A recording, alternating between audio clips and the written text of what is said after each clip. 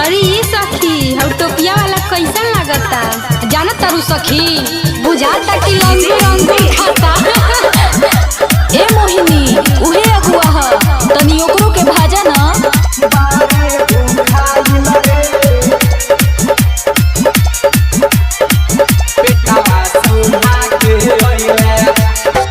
नसता तू कोइले बरतिया बारे भूखाइल रे। नसता तू कोइले बरतिया बारे भूखाइल रे। पेटावा सुना के गइले बारे सुखाइल रे। बहिनी न खाना देलकौ बारे भूखाइल रे। पेटावा सुना के गइले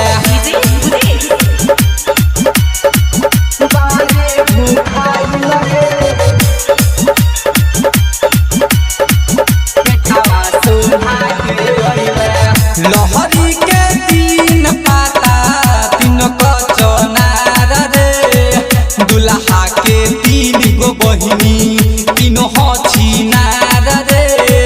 तीनों हछिनार रे। लहरी के तीन पाता तीन कचनार हे। दुल्हा के तीन बहिनिया तीनों हछिनार रे। नसता तू कोइले बरतिया बारे भूखाइल रे। पेटावा सुना के अइले बारे सुखाइल रे। बहिनी न खाना देलकौ बारे भूखाइल रे। बहिनी न खाना देलकौ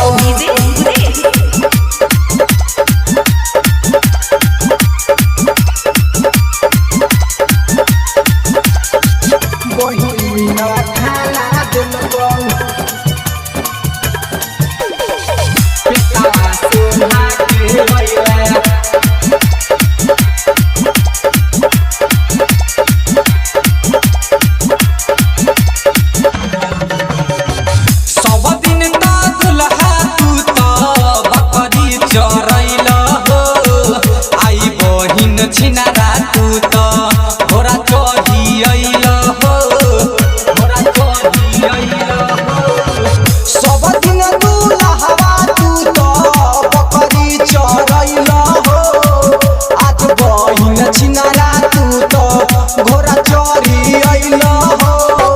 नसता तू कोइले बरतिया बारे भूखाइल रे। पेटावा सुना के अइले बारे सुखाइल रे। बहिनी न खाना देलकौ बारे भूखाइल रे।